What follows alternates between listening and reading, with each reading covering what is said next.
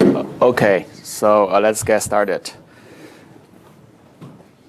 We're going to talk about exact inference today as a kind of initial foray into the core operations on graphical models. So just to give a little bit of context, so now we're spending 3 lectures already on representation of distributions, and we know what is a graphical model. And then after we build this model, or after we are given such a model, what should we do about it, right? What's the utility for that type of models? So typically there are 2 types of tasks people often do on graphical models. One is to answer queries, which we formally call them inference problem. The other is to really learn or estimate a plausible model from data. And this is in the world of machine learning called a learning problem. Actually, in statistics, the word learning are not very often used. Everything is inference because, for example, in the Bayesian setting, the model itself can be also a random variable. Therefore, you are doing estimations of a distribution or the most possible configurations of the model. Therefore, it is indeed an inference problem. And then parameter estimation is, of course, often performed. But learning is a word that isn't getting too popular there. And in the next few lectures, we're going to first focus on the inference problem, and then we're going to talk about learning. Because in learning, we're going to use inference as a subroutine to solve a partial subset of the problems. So what are those queries? The first query that people often ask is the evidence, the likelihood of the evidence, right? So remember, in our casino problem, we want to have a quantitative assessment of the chance of receiving a strangely looking sequence of dice outcomes, right? So that's an estimation problem, which involves likelihood of evidence. And this is typically how it is expressed. It's given as a marginal probability of the evidence, and usually it's done by marginalize over all the random variables that you do not have observation of. Okay. And the second query is using the previous query as a sub-solution, but adding more on top of it. It's called the conditional probability. If you want to write down the conditional of another subset of random variables, given some evidence, it can be defined in this way. And this is called a posterior probability or posterior belief. And if you are given the graphic model, usually it looks like this. You have say a tree model, for example, and let's say the bottom layers is hidden, is observed. Then you can basically ask the query like P of, let's say this is x1, then P of x1 given the evidence. That's a typical conditional probability. And usually, you don't ask the conditional of all hidden random variables given all the evidences. You may be sometimes only interested in a subset of hidden random variables. Therefore, there are variables which we don't care, and they also need to be taken care of. Usually, you also do, sorry, this is a line mismatch on a different computer. It looks fine on my Mac, but here, you need to take care of the variables that you don't care and sum over it.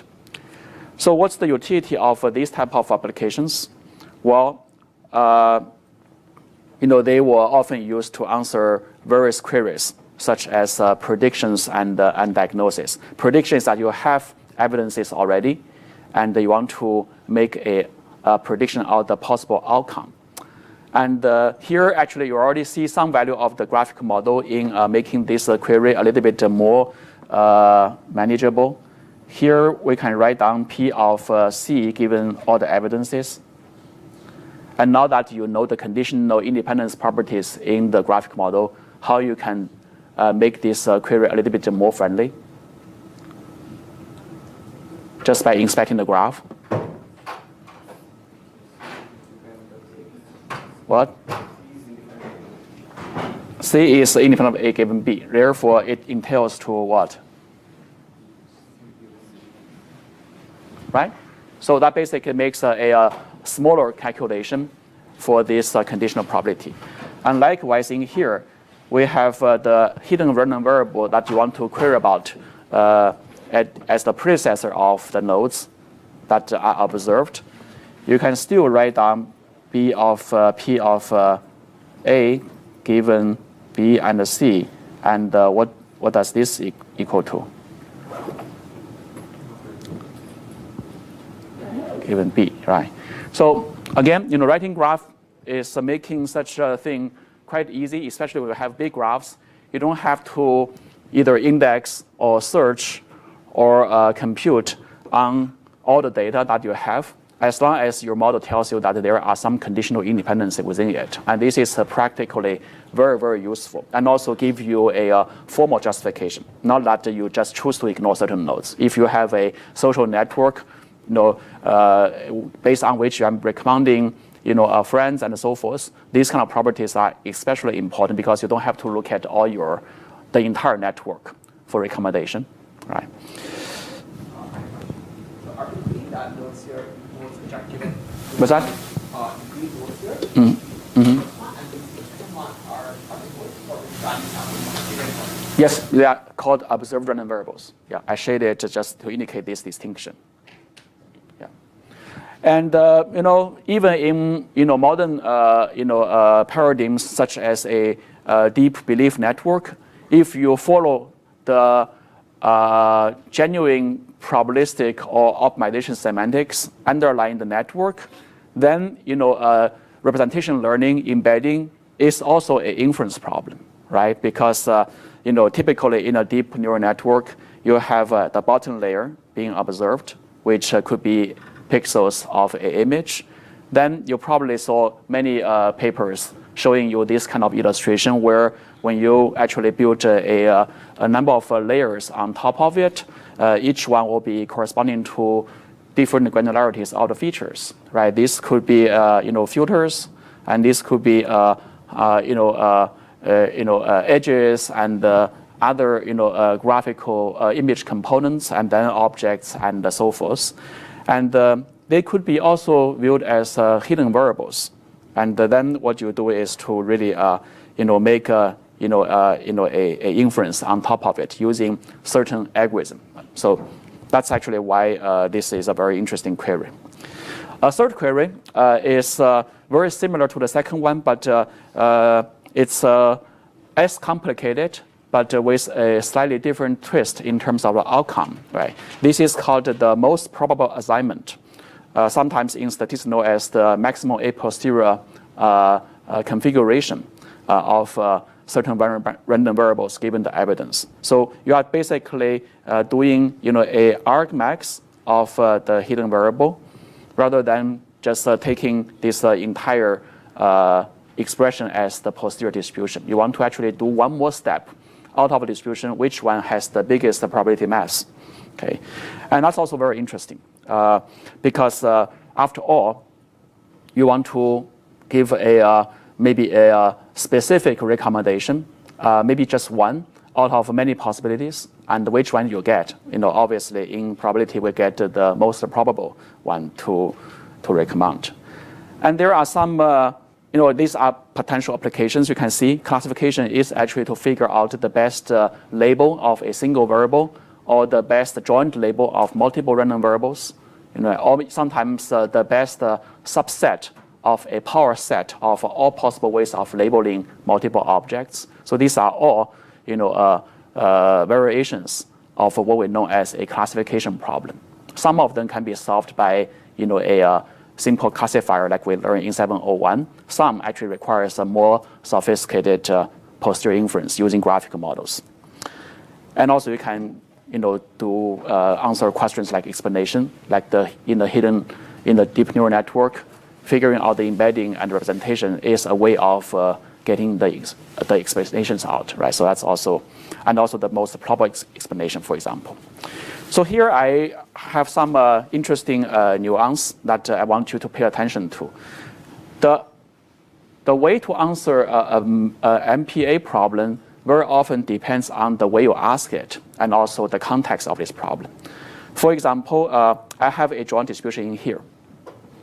Okay, and I'm going to have these two queries.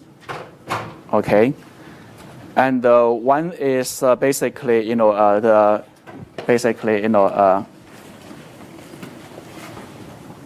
argmax of y1 of the posterior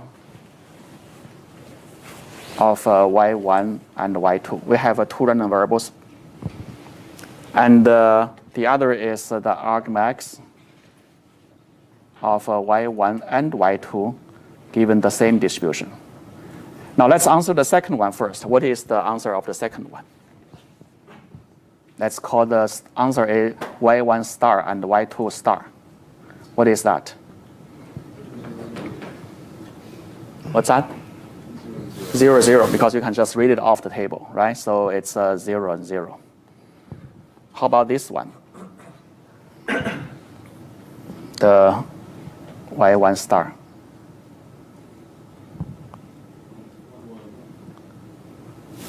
1. Why?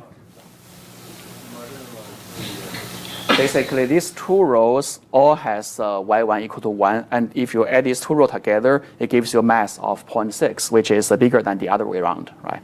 So that's actually 1. So you can see that the y1 without the context and y1 with the context, their most plausible assignment is different, right? Again, so that actually is a very interesting nuance that you can appreciate when you have a graphic model to detect basically whether you want to have a joint label or you want to have a separate label. For example, if you see y1 and y2 are connected or in the Markov blanket of each other, then you always want to ask them together because the context actually make a difference.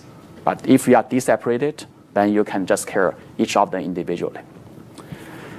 Let me begin the lecture with a rather pessimistic statement, depressing statements, and then let's see how to do with that, right? You'll see many, many papers at some point of time proving NP results. Okay, they say, okay, this problem after all is an NP problem, and I proved it. Okay, very, very depressing. So what's it's trying to say? Basically, forget about it. You don't want to solve it, right? So that's the message. Or maybe you want to win a Turing Award, then you solve it, and hopefully you are lucky, right? So just proven by maybe intuition, and that's not a proof. Hardness of complexity in inference is NP hard because if you make no assumption on a graphic model, then the number of configurations in a graphic model is n exponential, right? Exponential to n, right? That's how many ways you can label the data. And of course, to get the answer regarding any subset of that, you need to enumerate all possible things without actually the help of a structure, of a graphical structure. But then we should go home, maybe just to forget about this approach, right? So, but the truth is that the hardness doesn't always mean you cannot solve it, because in many cases, certain graphic structure offers you a polynomial algorithm, and a certain graphic structure offer you an approximate solution with a polynomial complexity. So the whole purpose of the class is to investigate systematically those cases. They are not actually special cases. They are very generic cases, so that you can have a trade-off between using very rich graphical structure and also computationally having a feasible outcome. So let's actually start looking at how we can gradually unfold these kind of tricks. So here is a bigger picture about the inference algorithms nowadays people use. It's very different from the picture you hear from a deep learning community where you probably even care less or don't care about the algorithm, right? The whole TensorFlow paradigm allows you to design and create models.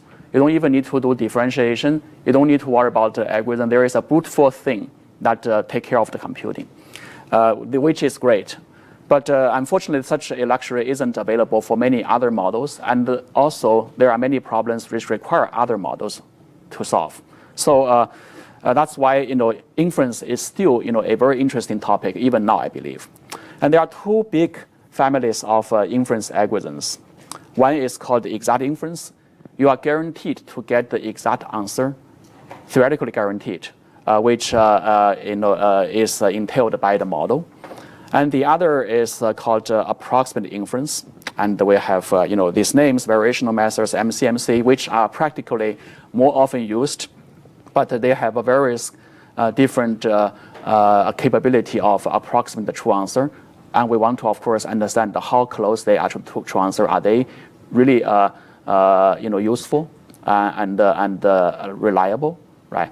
I think such mentality is gaining attention and appreciation even now, even in the deep learning community, because I can tell you that many of the models cannot be very nicely solved by a brute force algorithm, in a sense that even if you have, you put a nice car in front of a person, but if you have a bad driver, that car still cannot win the race, right? So that's actually very typical in deep learning. There are many good models which have undeserving results because the algorithm isn't just as good or as sophisticated. So there are really a lot of space for investigations.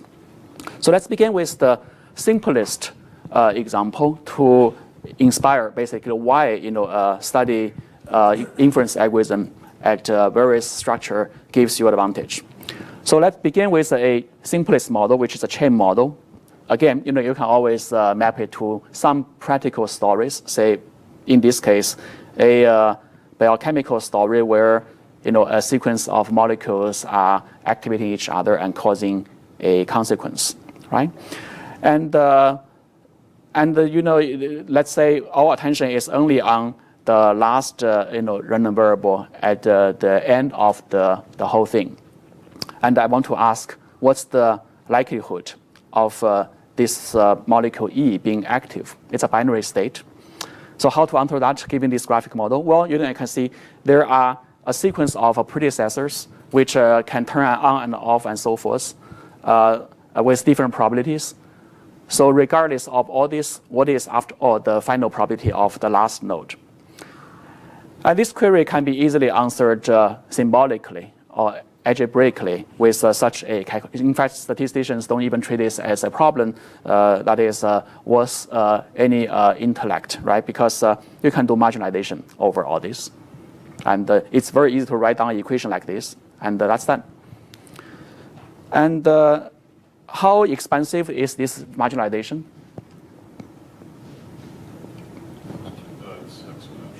It's exponential to the power of to the power of 4, something like that, right?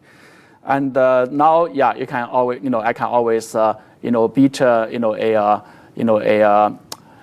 kind of, how should I say,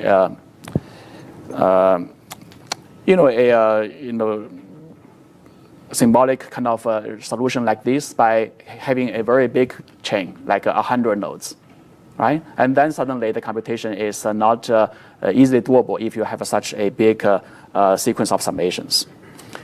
And then, okay, why a graph can be very interesting? Well, first of all, graph allows you to decompose such a joint into a product of very little, conditionals.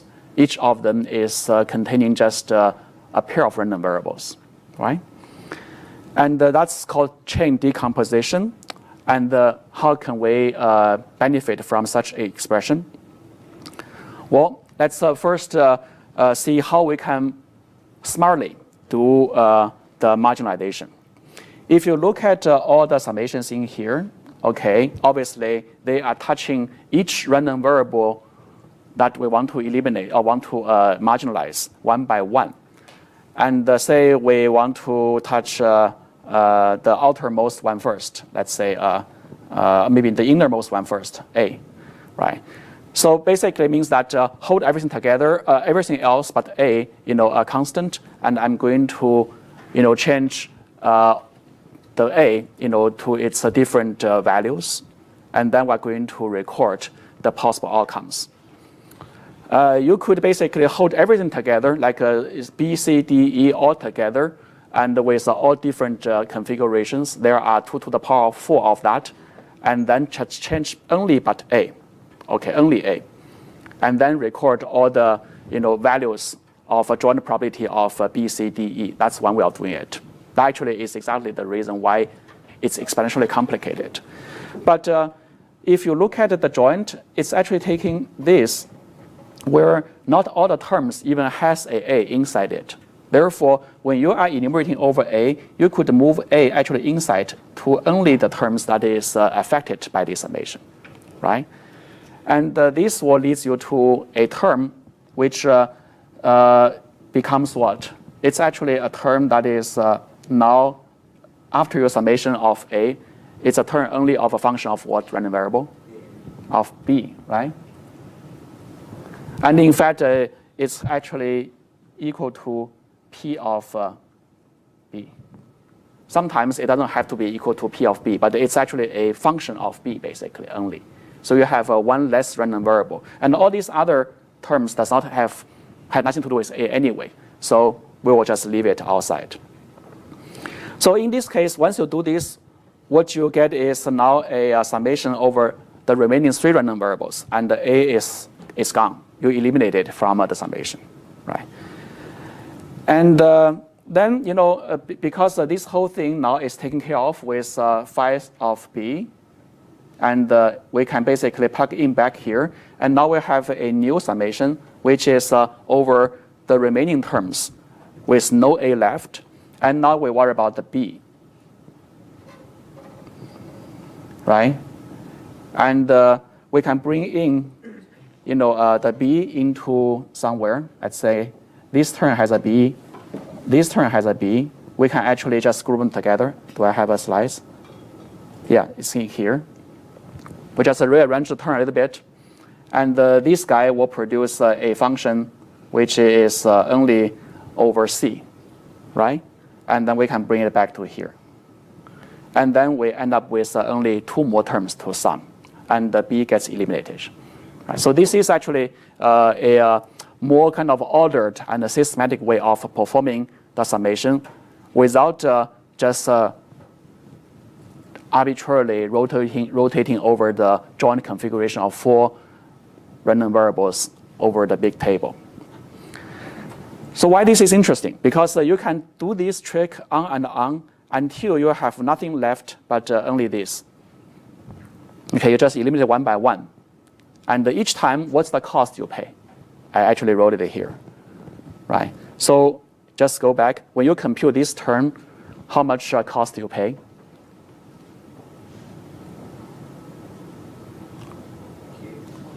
It's the cost of the number of values of B and the number of values of C.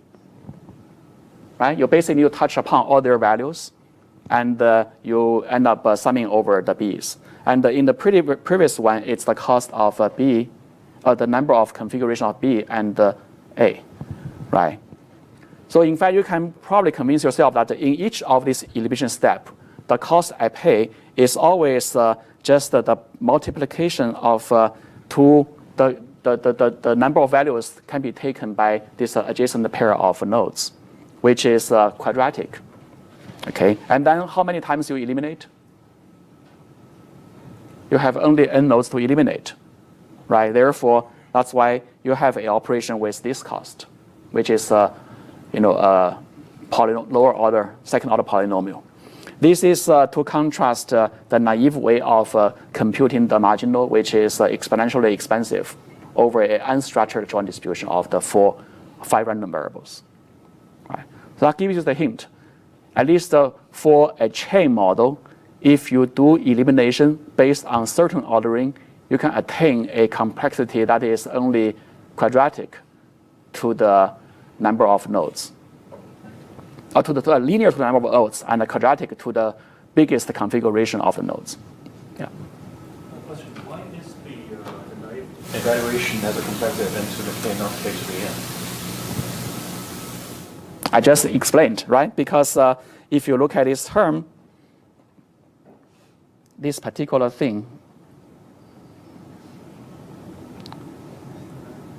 just look at this, and what's the cause of that?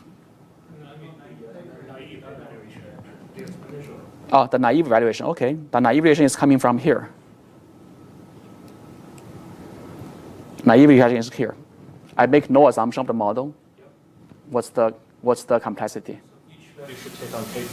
Each random variable should take on k different values. So it should be k raised to the power of n. Yeah, k to the power of n. Yes. Yeah. What did I write? Oh, I see. Oh, sorry. Yeah, you know what I mean, right? So, thanks for the sharp eye. Thank you. Anyway, we see quadratic out of it. I think that conclusion is correct. But very, very good point. I hope you get a point already. The structure really gives you a lot of interesting opportunities. Let's now take a more real model. You may say that, oh, that model is too artificial. Nobody cares. It's something that I don't run into. Now, HMM hopefully is a model people appreciate for decades, right?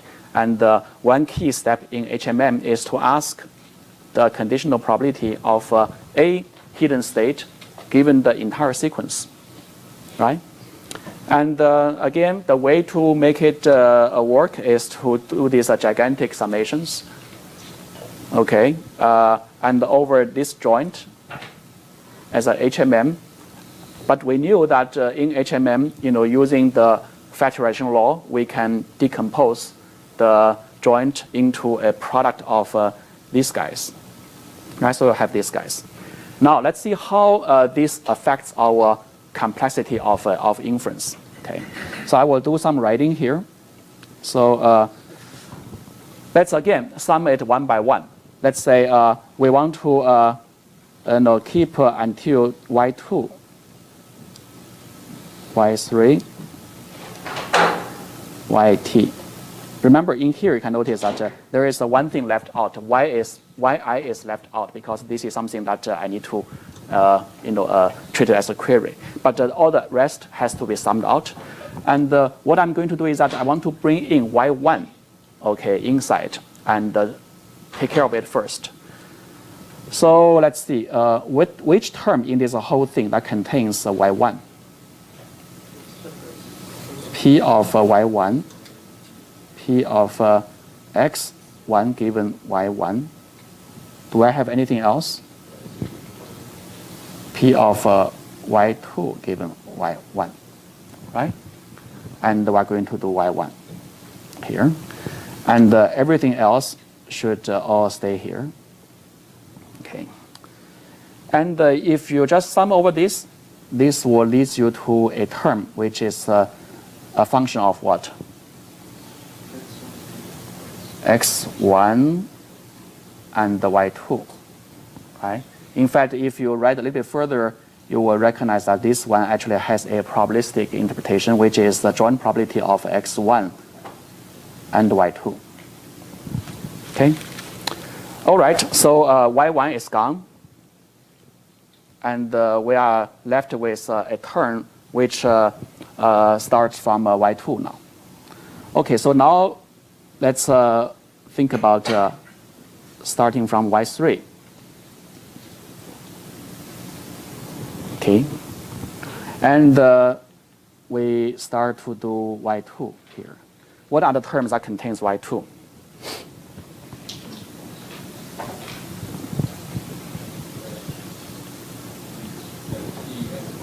P of x2 given y2, right? And what else? y3 given y2, and this guy, right?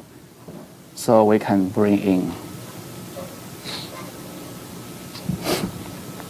And what this leads to? A term which has x1 there, which has x2 there. By the way, x1, x2 are just facts, right? They are observed already. You just plug in, so there it's not going to give you a table of all possible x, x1s and x2s. It's just evidence. And what is anything else?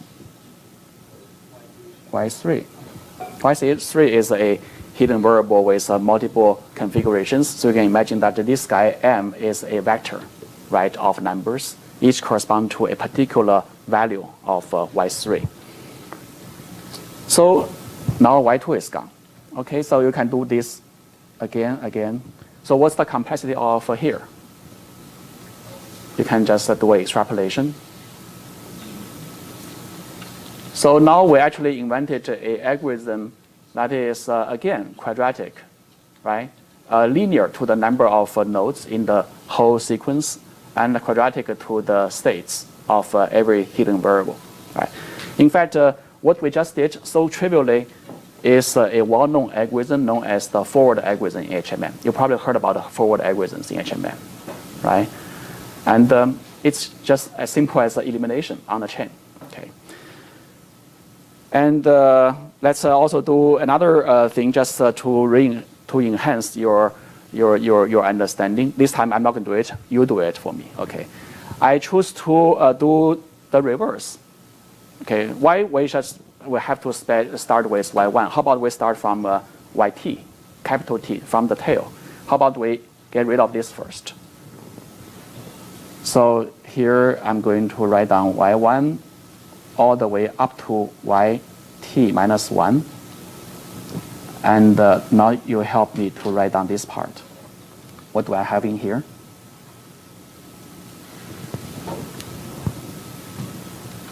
It's actually here. Okay, it's kind of trivial. X capital T given y capital T, right? And yt and yt minus 1. Do I have anything else containing a capital T? Maybe not, right?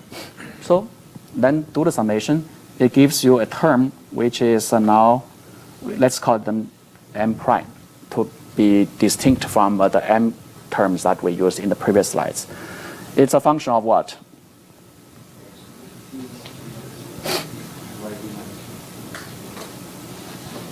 Okay. And if you want to give a probabilistic meaning, what do you have for that?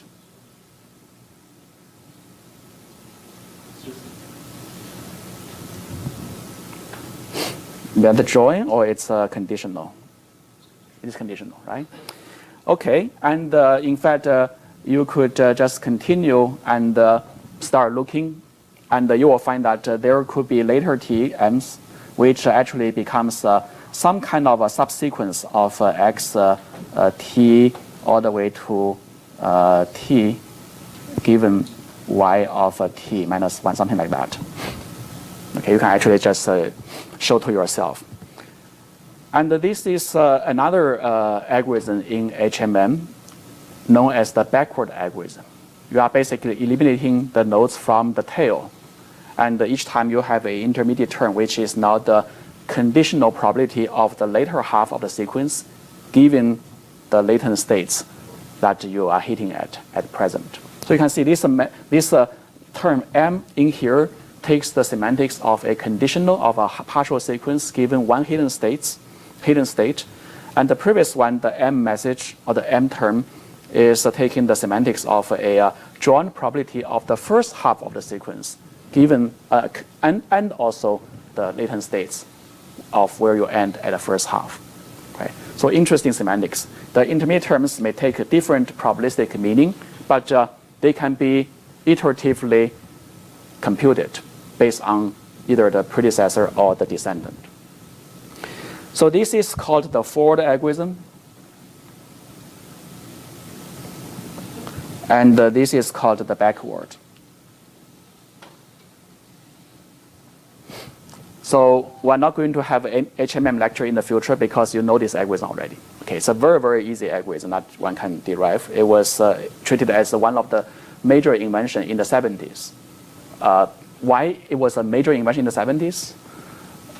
Well, you remember that that's before people routinely use graphic models. Without this graph, to figure out all these just algebraically is not that trivial. You need to basically have a profound insight into the conditional independencies between nodes so that you can even put them in the right order so that you can move in a equation or in the summation just to get you, realize such a simplification.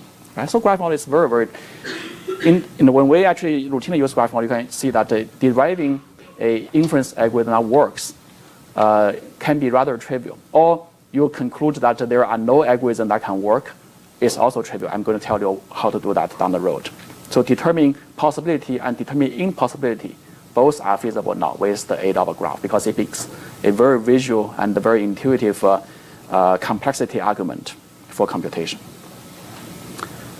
Okay, so I want to very quickly pause through a few other examples without giving any explanation. So we have undirected chains. Just now the chains are directed, right? And in the undirected chain, your model is now you remember the Hammerschmidt-Clifford theorem, right? We basically define the model using the max cliques, and these are the clique potentials. And likewise, you can still use the chain rule division rule I just mentioned. And the conditional random field, one of the famous model as a counterpart of HMM in the undirected world. It is a chain model with potentials over edges. And you can also write it down as a product of these guys. Therefore, doing inference on CRF is also very trivial. Okay. Again, 20 years ago, all this work, are rather celebrated, results, to allow inference and computing. But now, if you, step back and look at the whole picture, they are just rather straightforward. Okay. So without giving you more examples, at least from the chain model, you can see a pattern already. There is a recurring pattern that you always want to deal with, which is that from time to time, you are going to run into a basic micro or a module which asks you to do summation over some hidden random variables over a product of some terms. Okay, and these terms are often known as factors, and the F is a set of that. And because of the two operations you do, this operation is known as the sum product operation. Okay. And the sum product actually is a key kind of a vehicle for you to now peep into the complexity, okay, of finishing inference on graphic models. Why? Because you can basically count how many multiplications and how many additions you have to do. And therefore, let's now look back and see how this sum product operation is applied to general graphic models, maybe even beyond the chain. Right? Suppose that you have a model which really can be expressed as a factored representation of local conditionals and marginals. And then for every query, you can basically do this type of iterative sum product operation. And these are basically what's happening, right? You need to first move all the, you need to first define a order of your summation signs, like here. This is a whole sequence, and you can choose a order that you like, okay? And there are a lot of stories behind how to choose the best order. And then once you have the order, you move everything irrelevant outside of the innermost sum, okay? And then you perform the innermost sum and get a new term. And then you place back this new term to the queue and repeat the following. And at the end of the day, you do some wrap up. Okay, that's kind of how it really entails. And well, the outcome, of course, is going to be some expressions that gives you a proxy to the query. And here I want to be a little bit more explicit in terms of what to be eliminated and what to be preserved. Right? Let's say I have X, which is a set of random variables, and I want to introduce a few terms, such as F, which is the set of factors. Factors are basically the unit of multiplicants, okay, in this factorization rule. It could be the local conditional distribution, could be the local marginal, or could be a potential in the undirected model cases. It could also be the intermediate terms like the m's and phi's I just mentioned in HMM and in the chain sequence. They are factors, and then we can define basically a set of factors and also each factor, and each factor has a scope.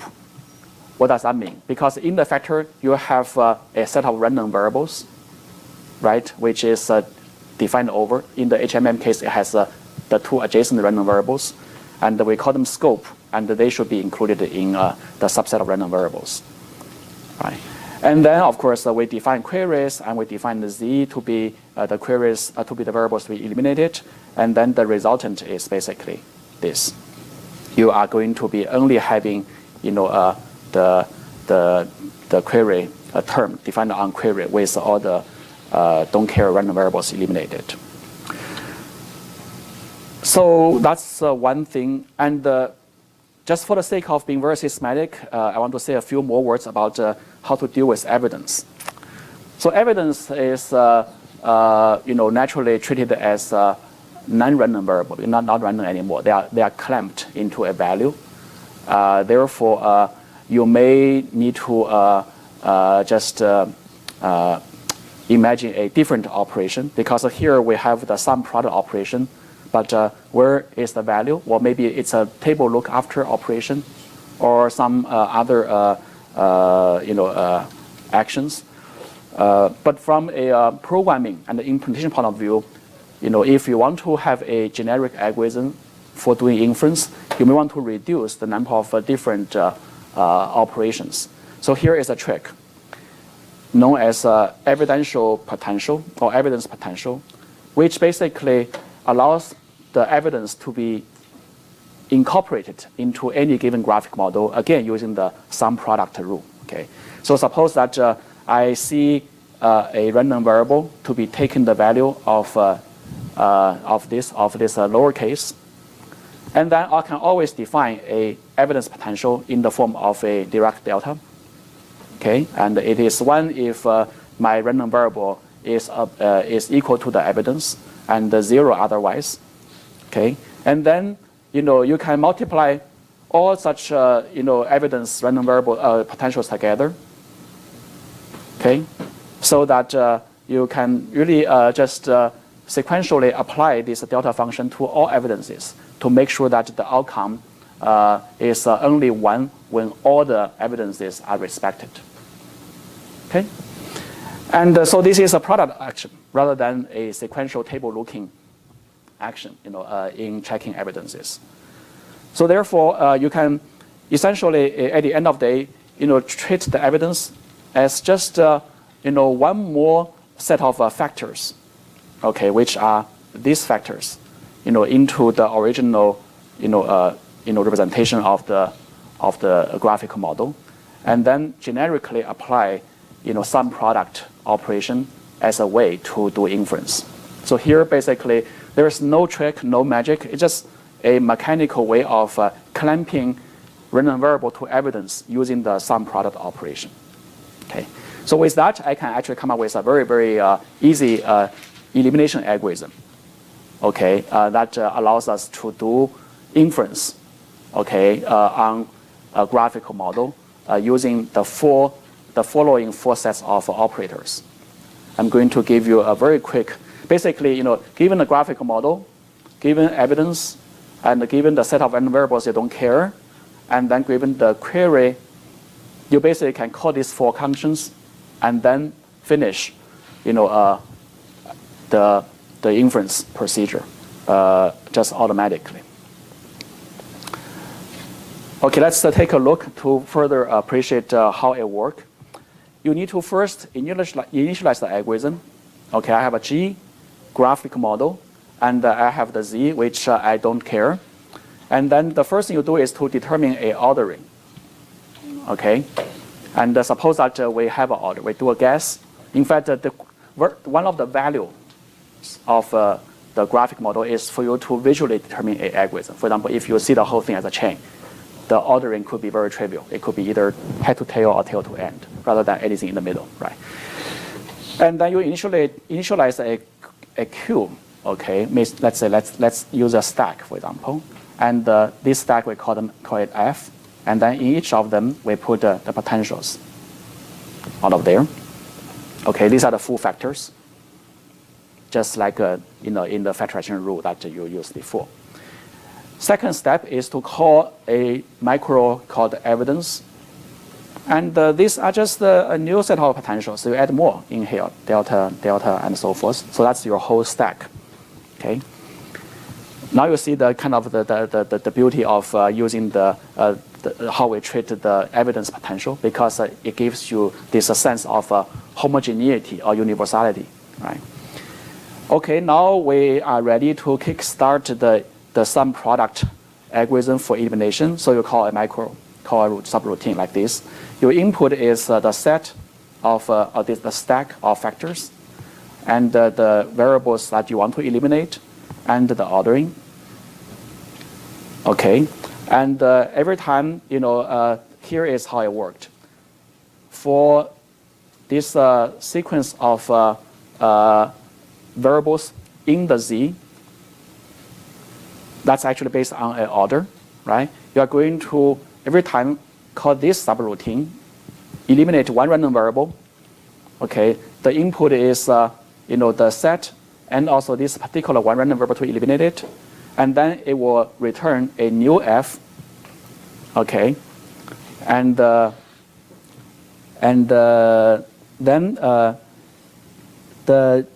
and you basically repeat this subroutine continuously until you have nothing to eliminate. Everything in Z is eliminated, and then you start to multiply this and get your query out of it. Okay, so that's how at this level it worked. So I'm not getting to the meat of the problem yet, because you still don't see the sum product operation showing up in here, right? So this particular subroutine actually is the particularly interesting one. Let's take a deeper look. Okay, so I don't think we need to talk about that. This is pretty trivial, unless you want me to spend some time on it. But this part, I think, deserves some more attention. This is how to eliminate one random variable given the set of all potentials, and also given what? And also the variable to be eliminated. So what's happening is the following. So you are going to basically be receiving a F, which are the queues of potentials. What you do is going to be dividing the queue into two things. Okay, one is called the Q prime or F prime. The other is called the F double prime. And what you do is to group those. In fact, I should put double prime here and the prime here. That's probably easier. You basically are going to take all these potentials where the scope of Z is, in those potentials. Meaning what? Basically, these are the potentials that has Z in its argument. Okay, so you are going to put it in here. This actually corresponds to the step where we say, put all the terms that contains a particular variable after the innermost summation sign of the whole operation. So that's basically exactly what it's doing here. And then you keep the F2 to be the complement of that. Okay, so in a sense, these terms all has a Z in there, and this term all has not Z in there. Okay, and then obviously what you do is to do this, summation. First multiply all these terms. These will be all multiplied, and then you need to sum over all the Z's, all the configuration of the Z's. These are the sum product operation, and at the end of the day, you get a tau, which is a new term. Okay, that does not contain a Z anymore, a Zi anymore. And then this will be returned into the stack. Okay, so basically this stack will be now into like this. It will be still the F double prime plus a tau in here. And you hope that your number of factors in this new f is going to be smaller.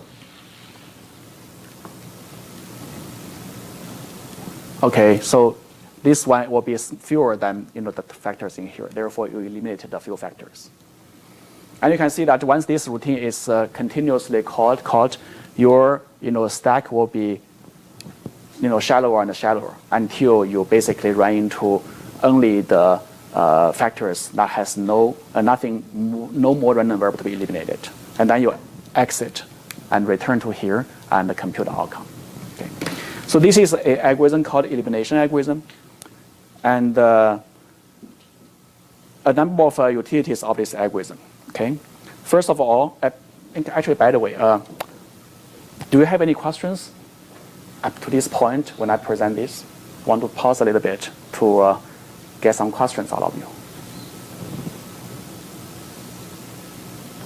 Yes, please. Just a couple. So, procedure some product variable elimination, right? Have the term data upon that normalized.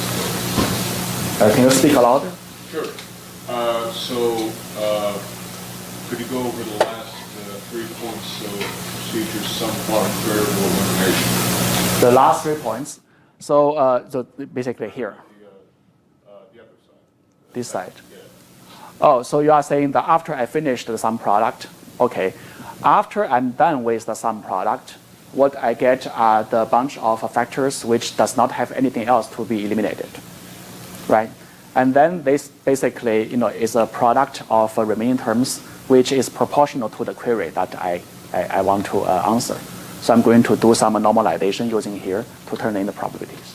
And I'm curious, should 3 and 4 be reversed on that? Or 3 to 4. 3 and 4, so your term that normalized should be normalized. Well, no. Here, what I did here is only a product. Yeah, no, but Yeah, and then I return it outside of the program and I normalize it. You normalize over the product of the remaining potentials, of the remaining terms. Okay, let's see. I will have more examples down the road, hopefully for you to appreciate more. But okay, I don't have enough examples in here. But you imagine that suppose I'm having a joint query which is asking for y, say 1, 2, and 3 conditioning on a lot of things. Okay, so then I eliminated everything after 3, 4, and at the end of the day, you can imagine I probably will have some terms which will contain x1 and something else, and x2 and something else, and something else. Right, so they will basically be multiplied into a joint term, which correspond to my posterior of the 3 random variables, and I'm going to normalize it.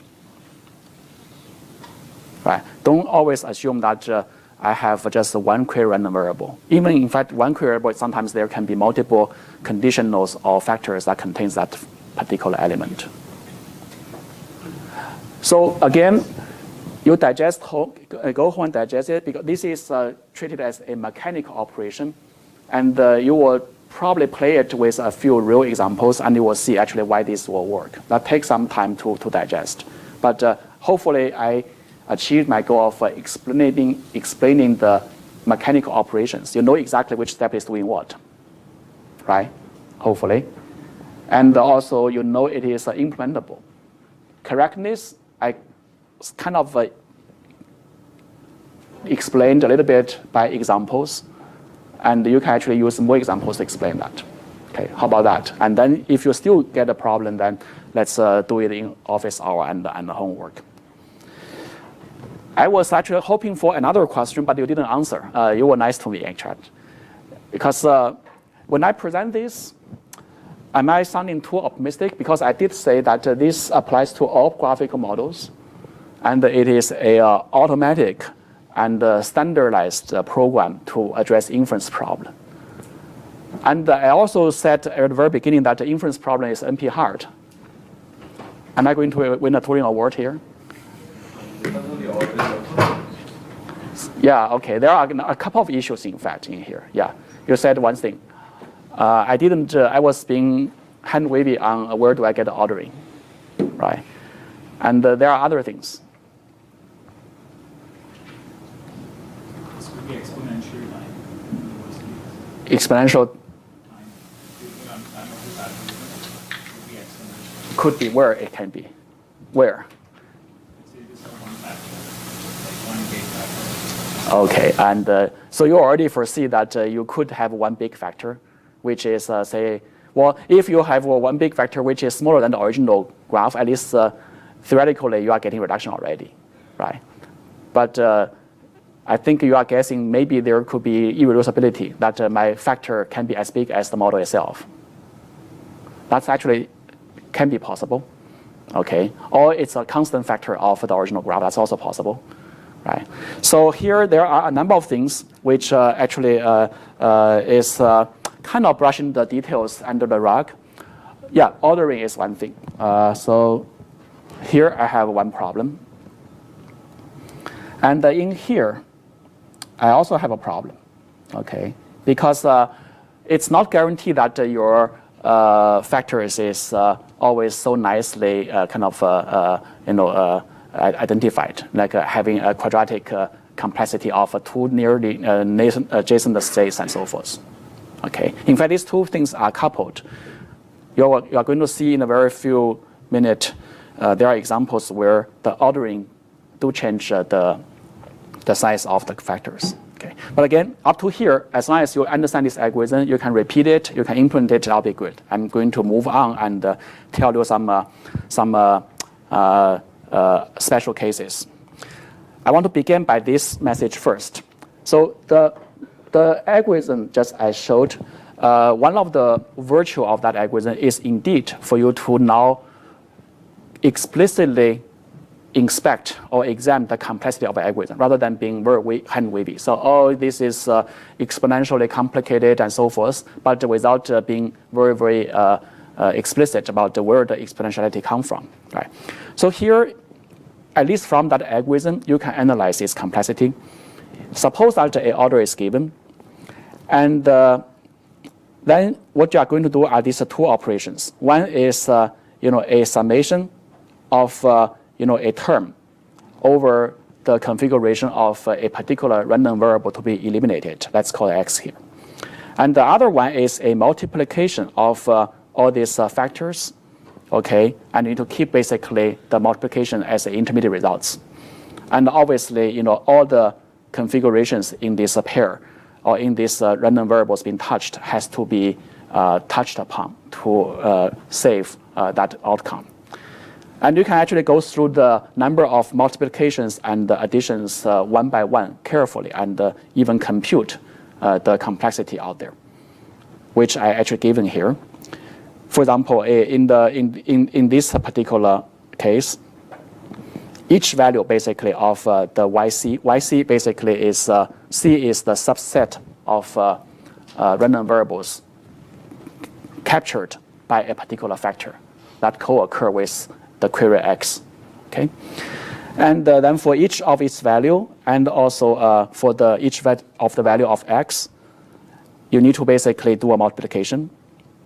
And also there are k such terms in here. Therefore, roughly the number of multiplication is this big, okay?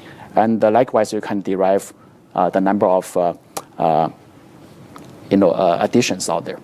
So essentially, from this analysis, you can hopefully see that the complexity of the graph of the variable elimination algorithm is now exponential, okay, to the number of variables in the intermediate factors, right? Basically, you can see all this. This is the multiplication of all these factors. And then the size of the variables is going to be raised to the exponential. Okay. So that kind of if you go back to the hidden Markov model, that's pretty obvious. It is. For example, in the hidden Markov model, what is the size of the factor? 2. Therefore, we got an algorithm with a complexity of k squared, which is exponential to the number of variables in there, right? Okay. Let's see. I have a 20 minutes. Okay, that's good enough. Maybe it's time to now get maybe departing from a chain to give you some real examples to actually let you see how this complexity notion play out and how graph can allow you to better understand the complexity. I'm not going to spend too much time on this example, but give you a sense. Let's say we have a neural network, or we have a graphic model like this, which defines a condition, a joint probability, distribution with a story behind it. I'm not going to spend time on the story anymore. Okay, so the full chain story, and I have a query which wants me to answer the conditional probability of, say, I think this one, the conditional probability of A given H, and all the other nodes I don't care. Okay, so how can we use the previous algorithm to start coming up with a elimination algorithm? Here, the elimination is not a chain anymore. Okay, so I just want to walk you through how I did it, and then hopefully you appreciate why it becomes an interesting example. So my query is here. Let's just walk through exactly that algorithm on this example.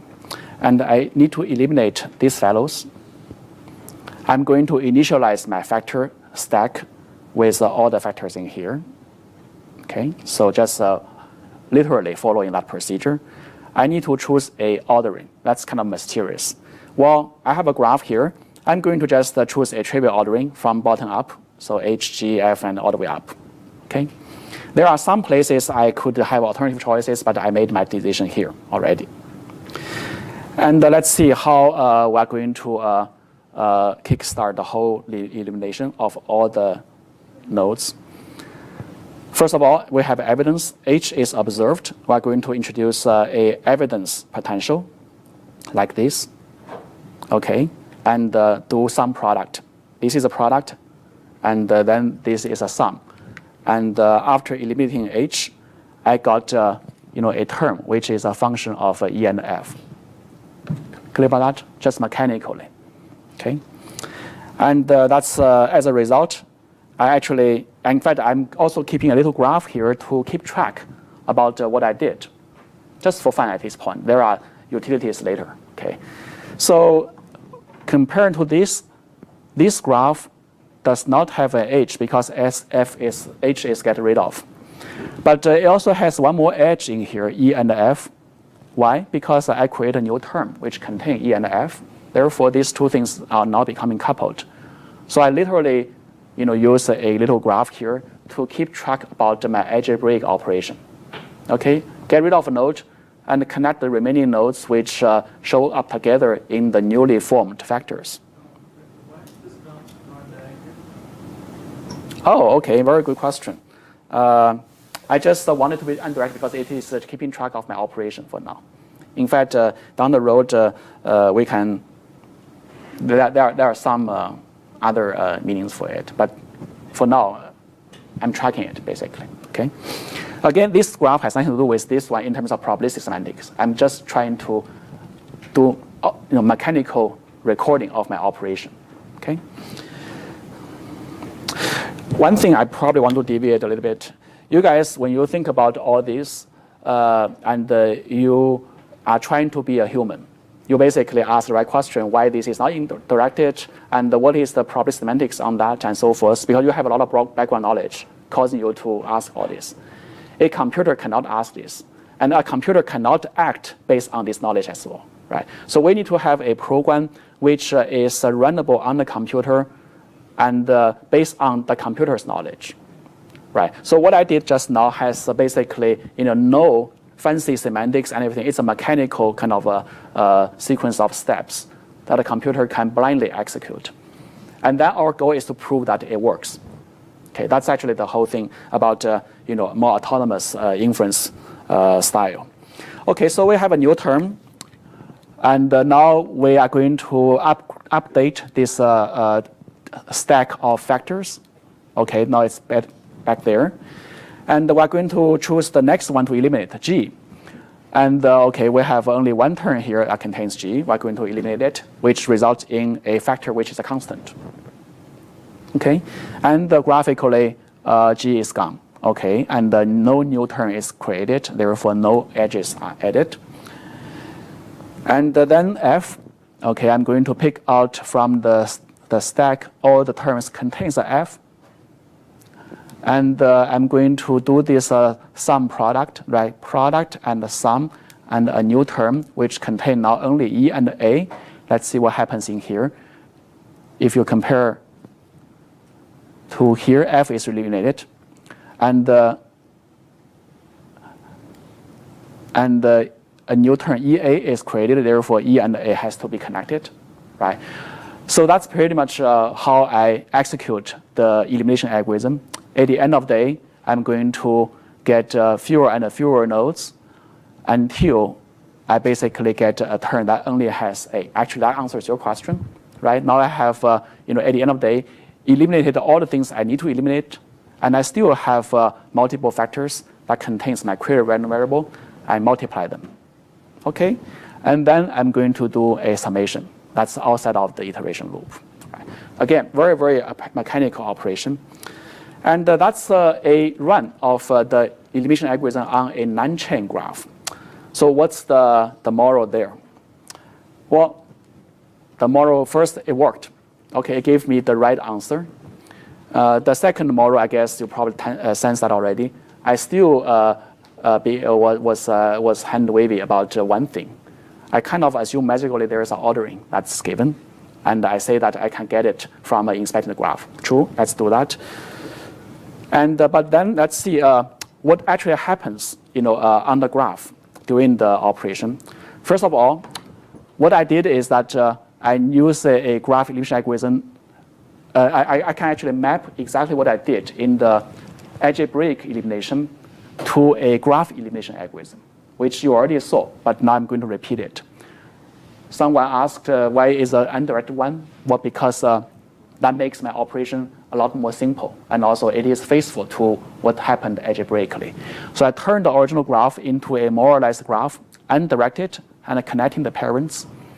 Okay, and then I'm going to just eliminate one node after another through a procedure that follows this particular rule. I'm not going to read it, but pretty much you eliminate node and connects the remaining nodes if a new term is generated based on the intermediate terms and so forth. So what I meant to say is that this sequence of graph elimination is eventually getting me down to a model that contains only the query nodes. But what's more interesting is that along the way, you actually are creating new structures, which is actually telling you something that is very meaningful, both graphically and algebraically, right? So remember, what I did in the graph elimination is that I eliminate a node and connect their neighbors. And in this step, I created this term, H plus E and F. And also I have this term. So all these are what I called the intermediate cliques that actually correspond to the algebraic elimination I just operated. In fact, if you see this next to each other, you can probably appreciate more. This can be completely independently derived from the graph elimination. You can just ask how each new term is produced by graph elimination. And this can be all produced just directly from algebraic elimination. It turns out that each of the terms in here has a one-to-one corresponding to each of the terms in here. It's kind of magic. Okay, so here I'm establishing at least a operational equivalence of algebraic elimination and graph elimination. Now you can tell me what's the virtue of that. Because in here, you can visually determine actually the biggest size of the clique resultant from the graph elimination, which actually correspond to the biggest size of the intermediate terms in the algebraic calculation. And one of the gentlemen here pointed out that the complexity of the elimination actually depends on the biggest clique or biggest intermediate terms during the pass. Now, doing this is kind of painful. You need to imagine there are hundreds of random variables. Then you need to write pages of algebraic elimination. But you can write a computer program to do graph elimination pretty trivially and determine along the way what are the biggest clique you result in during this elimination. Right? So that gives you actually a operationalizable way of determining the complexity of inference using this algorithm. Get it? Hopefully this message is getting across. Now let's go quicker and just again, this is just a simulation about what get, right? So you do elimination 1, 2, 3, 4, and so forth, and each one gets you that limit terms. All right. One more thing that I want you to remember is to see each of the clique or the elimination terms in the context.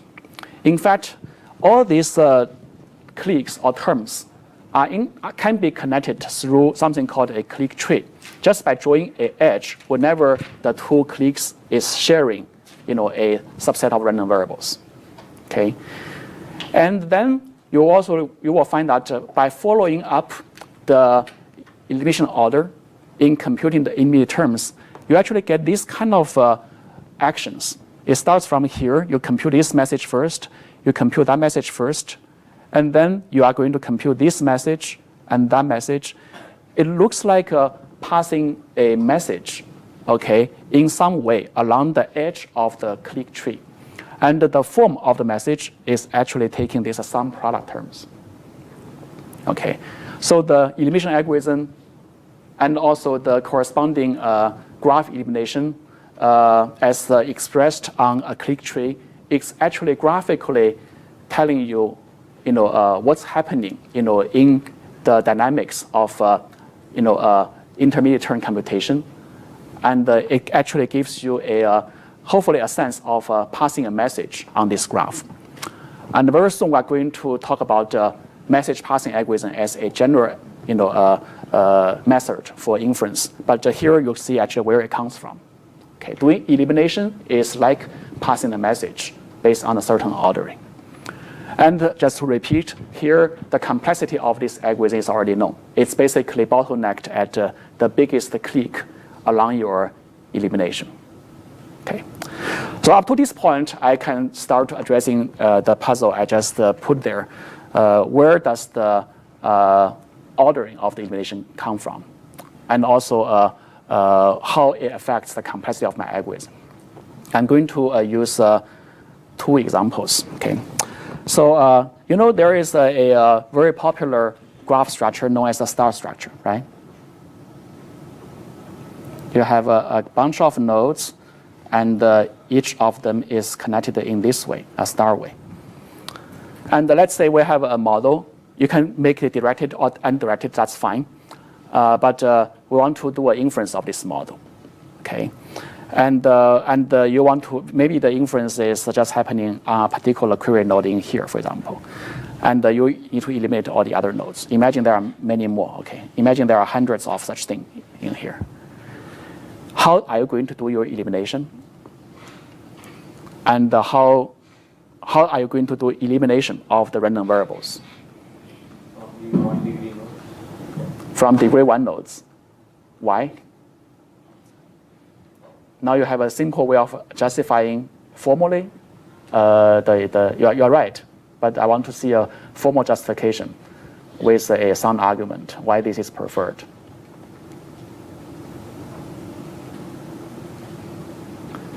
Imagine, just recall the graph elimination approach. Right. When we remove the node, we'll moralize its parent. But here, every node will have only one parent, so I will not be adding more edges. Precisely. Right. So let me graphically present that. If you are to eliminate from here, just pure off from the exterior, Then every time, remember the graph elimination algorithm, it tells you, you get rid of one node, you connect whatever other nodes that are unconnected together, right? And this node actually has just this one neighbor, but no others. Therefore, no more edges is needed.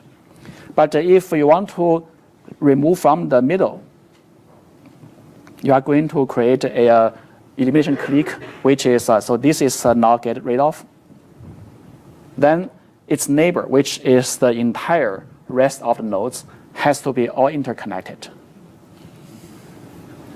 It's a gigantic clique, right? So that gives you a sense about different order could result in sometimes a very simple intermediate clique, sometimes a very complex clique. Okay? Now you can imagine what should we do with the tree and other things, right? How to eliminate, right? Okay, so that's one example. At least the order is a very strong influencer. We're always able to find a good ordering that is giving us a hopefully polynomially complex model in inference. Or searching for the best ordering is a tractable problem or intractable problems. Okay, given the time left, I'm going to give you this example. Do anybody have a good idea about how to eliminate this Ising model, which is pretty popular in computer vision and atomic physics? It's a lattice model. What could be your favorable way of doing the elimination?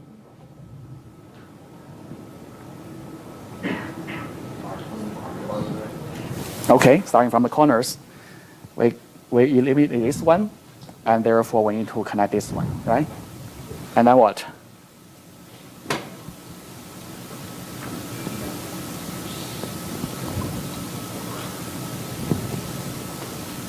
If corners work, then just go from the outside in.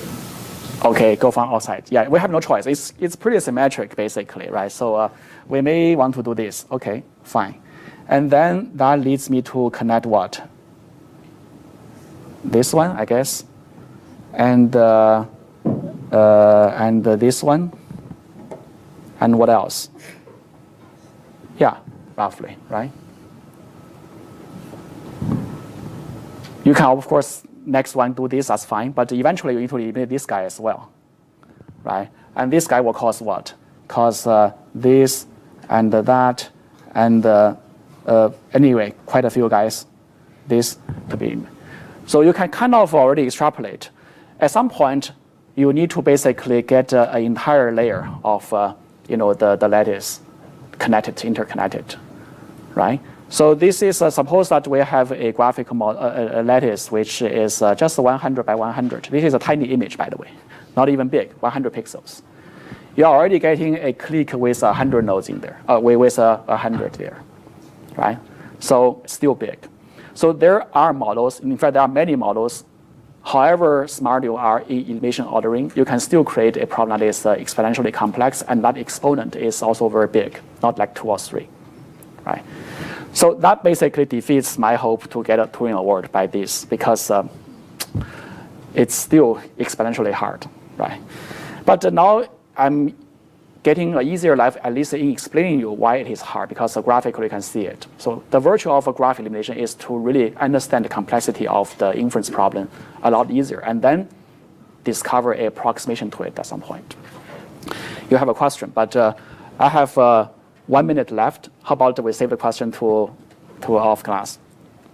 I'm almost there. Maybe one last message I want to say is that, again, there is a pathway from elimination to message passing. But one other message maybe I want you to appreciate without asking a question anymore is that what I did in the elimination makes you feel that for every query node, for example, A, I need to do this whole thing as a kind of a specific answer to it. What if I'm going to now change my query to this one? Then what should I do? Do I need to redo the whole thing by rerunning the elimination algorithm or not? Right? So that's actually an interesting question. I want to give you the answer already. It turns out that you don't have to do it. Okay. Basically, once you build the click tree, like I said just now, and write down the way messages are passed, you can kind of already convince yourself that on every edge, there are, after all, only two ways of passing the message.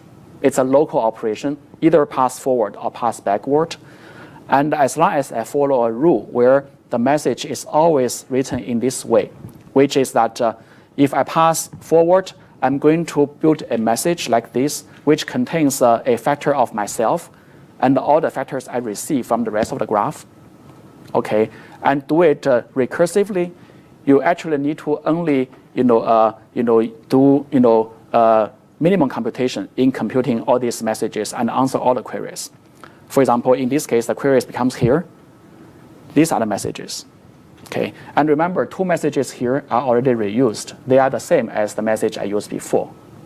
Okay, in answering that query. But other messages, the blue ones, are new because they are coming to a different direction.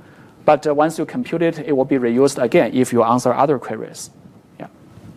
Could you remind me the time complexity for finding the largest tip in the graph? The time complexity? For finding, yeah, that's a good point. The time complexity of finding the largest click itself is also exponential. Yeah, but sometimes we hang with it and say, even if we can find it, you can still have the order, the resultant click to be also exponential. I mean, it's bounded by the largest degree. Yes, yes. All right, I think I'm getting to the end successfully. Here is the main message. It's a very dense lecture today. Okay, remember that elimination is a way to help you do tractable inference exactly on some graphic models by taking advantage of a number of things, like the ordering and the fact that the maximum click may be of manageable size. And then you can also use the same approach to determine the difficulty of the problems before you even work on it. Okay, thank you.